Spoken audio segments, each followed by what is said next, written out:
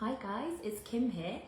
It is not often that I come on for a live video, but today I have got my auntie coming to stay and I have my mum with me, and I thought that I'd give you an update on my mum and how she's getting on after her total knee replacement. But my auntie Gillian has recently had a knee replacement too, so I thought we would use this opportunity to have a chat, check in, see how they're doing, what their experience was like, and yeah, how their progress is from here. So bear with me because I'm going to turn this camera around, if I can. Here we go. Good. Okay, hi guys. Hi. So some of you might know my mum Jackie, Hi everyone. and this is my auntie Gillian. Hello. So we are on today just to talk about knee replacements. Mum, when did you have your knee replacement? September 9th last year, so we're about 6 months. 6 months in, okay. And Gillian? Mine was May the year before last, so about coming up to 20 months. So yeah, 22 months, something like that. Okay. So Gillian, when did you know that you needed to have a knee replacement? Oh, at least 10 years ago. It got progressively worse from a netball injury when I was a lot younger, and it just got to the point where I literally could barely walk. Very, very painful. Is that the same with you? Yeah. So mine's much longer. I mean, I would say 20 years ago. And just had bad, both knees are bad, and it just got progressively worse to the point, again, like Gillian, I was giving it 10 out of 10 for pain and topping up painkillers constantly just to get through the day. So yeah, it became urgent. Yeah.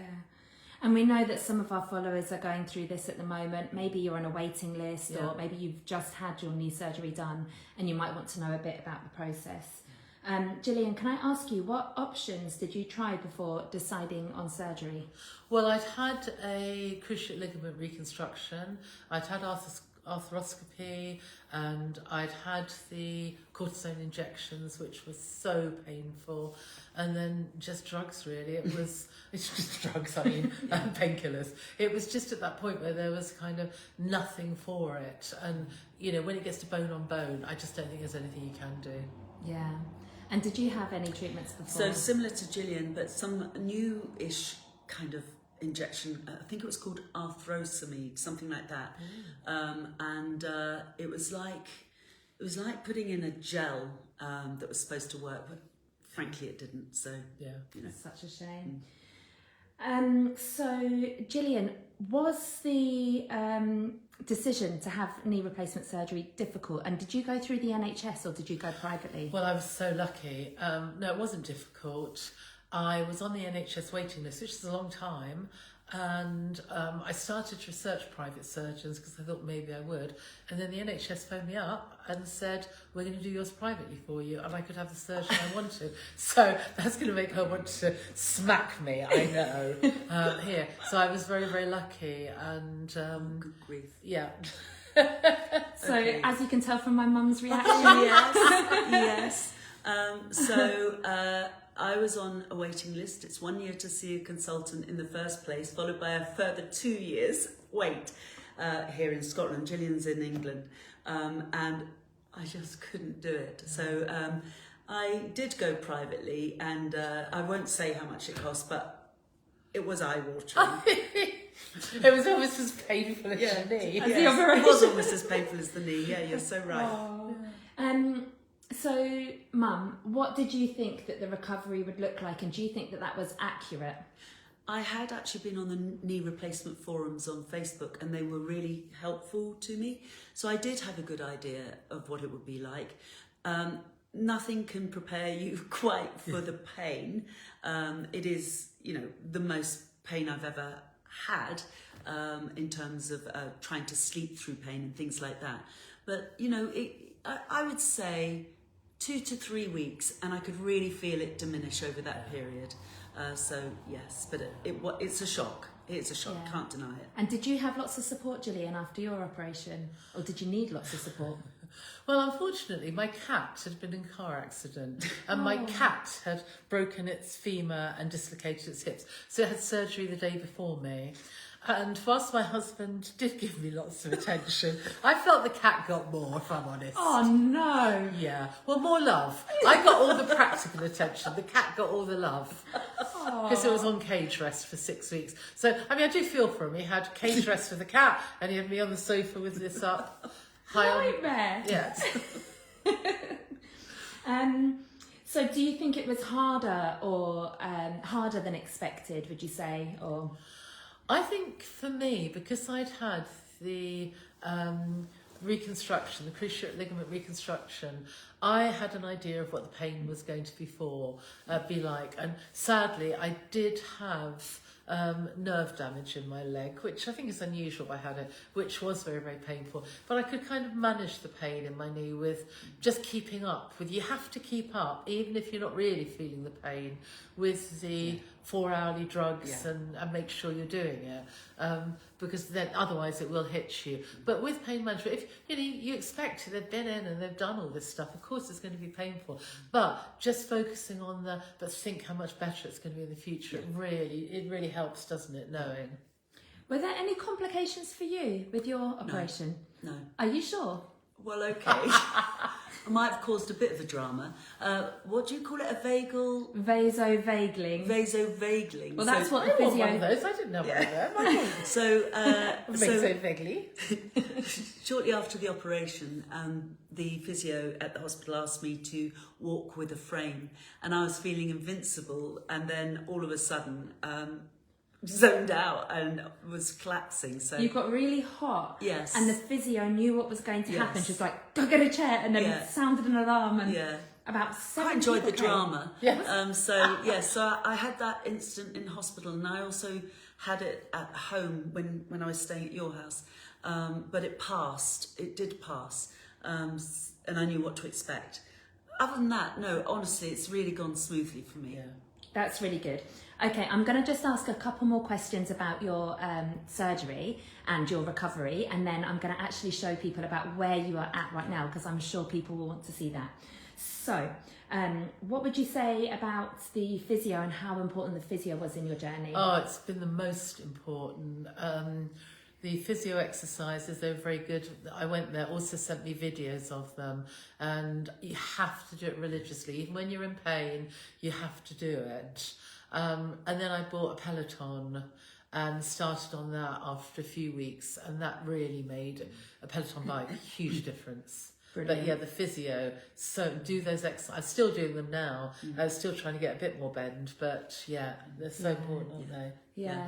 So- And for you? So yes, similar. So physio support, unfortunately, isn't available on the NHS. So I did try.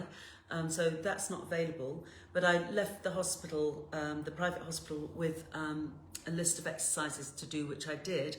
And I also, to begin with, went every 2 weeks to a physio privately, and they would gauge my progress and give me further exercises to strengthen it. That's brilliant. Okay, I know what people want to see, guys. They want to see your bend. They want.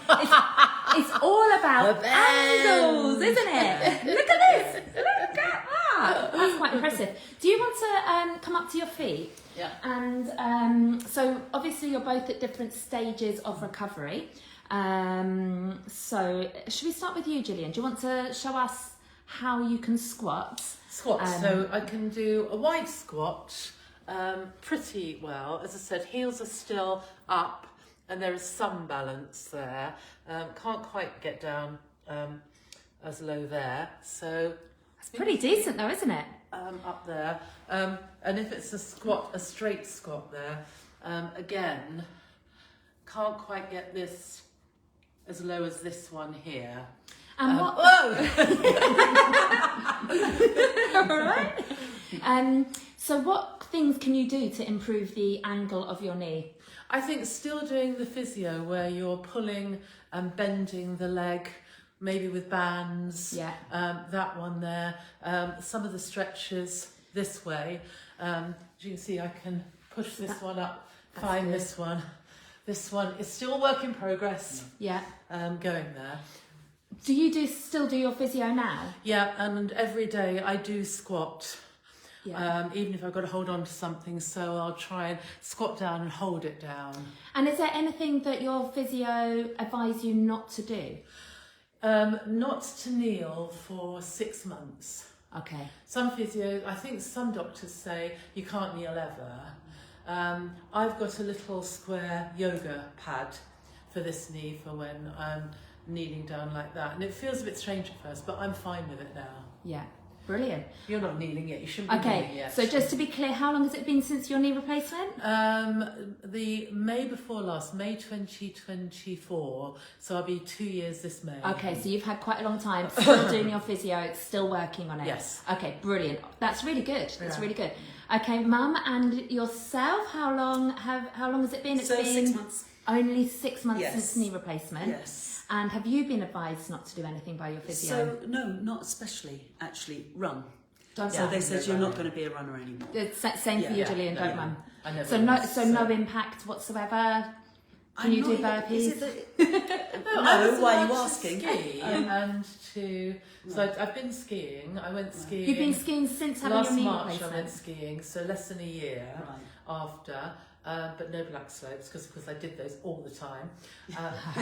And pickleball I've started. That's fine. Wow. No. Like, couldn't play proper netball because there's nothing too twisty Twisting. turny. Yeah. So squash Yeah. and stuff like that Okay. probably be a bit too fast. Yeah. So that's pretty Yeah. good, isn't it? Yeah. Yeah. So I think I'm pretty pleased with my bend. So one of the things I do to sort of try and extend it and work it is I do that a lot and try and see how far I can go.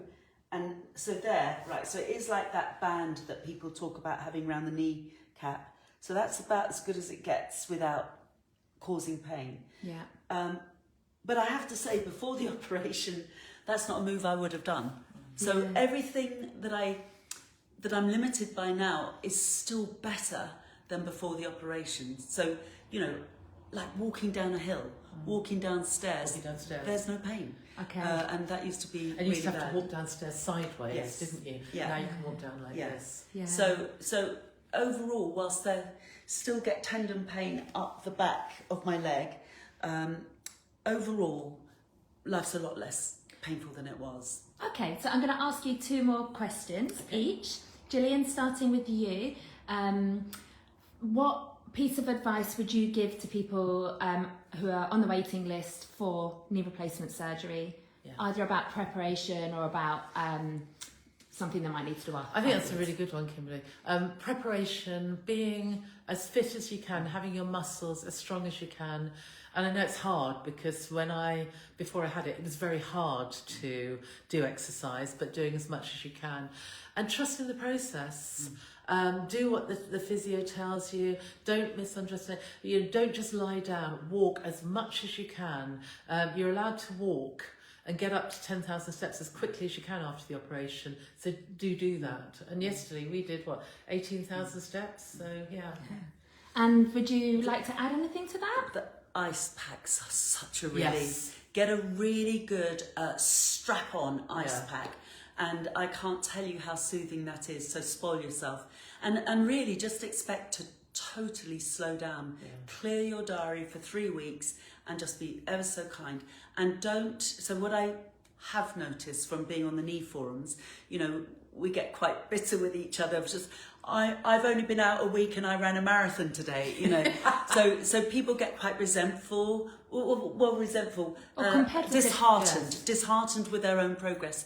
And as everybody always says, somebody wise comes on and says, you go at your own pace. And just remember what you've moved away from, because hopefully, even though you're going through it now, it's better than what it was.